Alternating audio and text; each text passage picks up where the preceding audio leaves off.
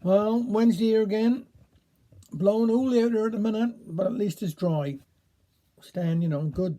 Everything is coming on. Our little Jenny Wren is doing all right. She's in and out the nest. We won't disturb her or nothing, but just keep looking and make sure she's all right. I hope everybody's okay. Staying safe.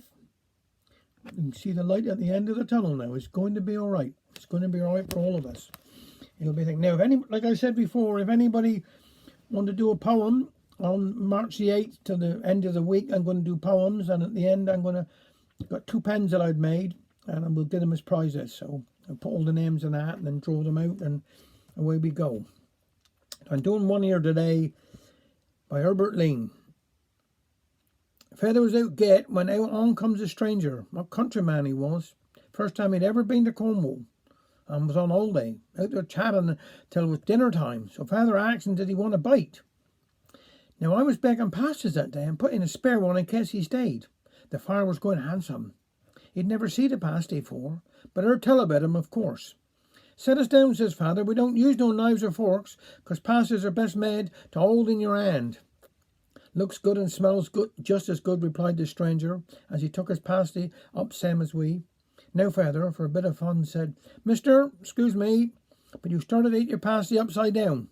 Oh, I am so sorry, says the man. Is there a right way and a wrong way to hold it? You must forgive me for being so rude. Oh, yes, said Father. The crimp must be on the right hand side, for I'd always mark the initial on each one of the end of the pasty, so that if you can't eat 'em all, they can have 'em for tea or supper. When a corner do always go down good, doesn't it? Fair enough, says the stranger. He turned the pasty round and started at the other end. I tell you, 'twas some fun, 'cause as soon as he started to bite, the gravy was coming out the other end, and there he was, every bite he took, and turned the pasty round, suck up the gravy like a man playing a mouth organ. Then he had go wash his hands. Now he's puzzled which end do a man start with a pasty, if he's what we'd call coochie or left-handed. I seed Mrs. James is dead, said Tom, changing the subject. Blinds down, are they? Asked Mother. No, said Tom. Can't pull down no blinds. Haven't been nothing but newspapers stuck up the windows for months while she'd been spring cleaning. Well, how do you know she's dead? Well, she bought some taters off me for yesterday, claimed Tom Slow. She said, I'll pay Mar if I'm alive. She hadn't paid me yet, and yesterday was Mara. Letter was dropped in my house by mistake for Mr. James, N.A. Didn't know he had any letters after his name, said Feather. Oh, that only to man or so I heard national assistance, replied Tom. N.A. Suitin' very well, replied Feather. 'Cause if he promised you anything, you'd never have him. You're wrong. Stands for hire purchase, says Tom. Mrs. James, he ordered her coffin and paying for her $1 a week. Don't blame her in one way, 'cause he would bury her in an orange box if he could. Mr. James told afore they got hitched. He wasn't no lady's man, and she said I aren't no lady, so they agreed to get married, and he promised to put the banns in that night. Next day she asked him, did he do it? And he said no, 'cause the band was up Troon playing for a tea treat. And that reminds me why I come round, Tom. I went up sale yesterday and bought a grandfather clock. But when I got home, I couldn't get it to stand up right, 'cause 'twas too tall. You're the best man to get out of a tight corner I ever seed, Tom told Feather. Well, he come round and see what best do. I was going to open a bottle of whiskey. When Father heard about the whiskey, he said, anybody wouldn't be much of a man if he wouldn't help him neighbour if he was in trouble. Sides, 'tis the ill wind that don't blow good to somebody. Like when Jan Raskilla's wife left him, and he said, now I haven't got so many dishes to wash up. After the bottle was opened, and they both had a couple of drinks, Feather asked to see the clock. It's in the front room. Nowhere is too good for a clock like that, but I wish he stopped growing when he was young. Sure enough, there was the dear clock looking some sad lying upon the floor in the parlour. Work, Willen, said Feather. Work, says Tom. He struck 42 times without stopping. So if he can do that lying down, I don't know what's going to do when he's standing up. Feather walked round the clock 3 times looking at him, but that made his head light. Sat down, had another drink. Last of all, Father shouted, I got him. Made that cat jump up and scat the milk out of the jug.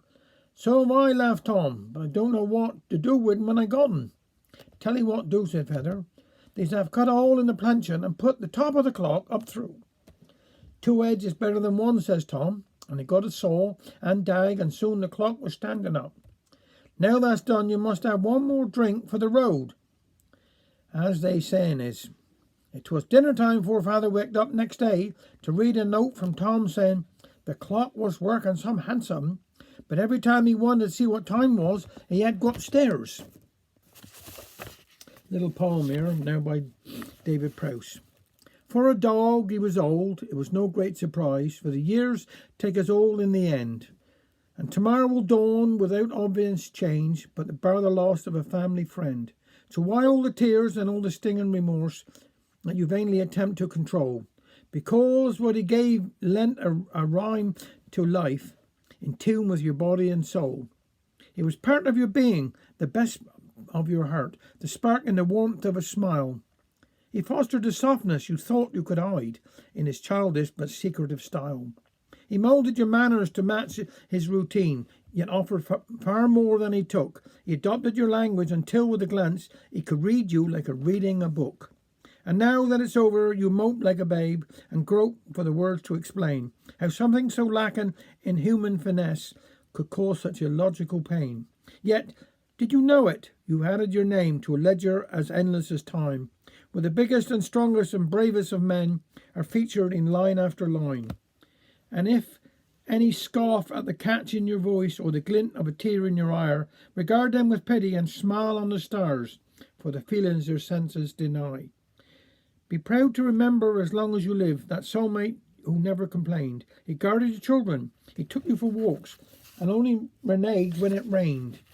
He saw you as perfect, a prince among men, a hero to love and adore. And all of these things were the man you became the minute you walked through the door. Now the house is as silent as yesterday's prayers, yet here in the gloom of the day, with that magical instinct he always possessed, he's only a whisper away. Thank you very much.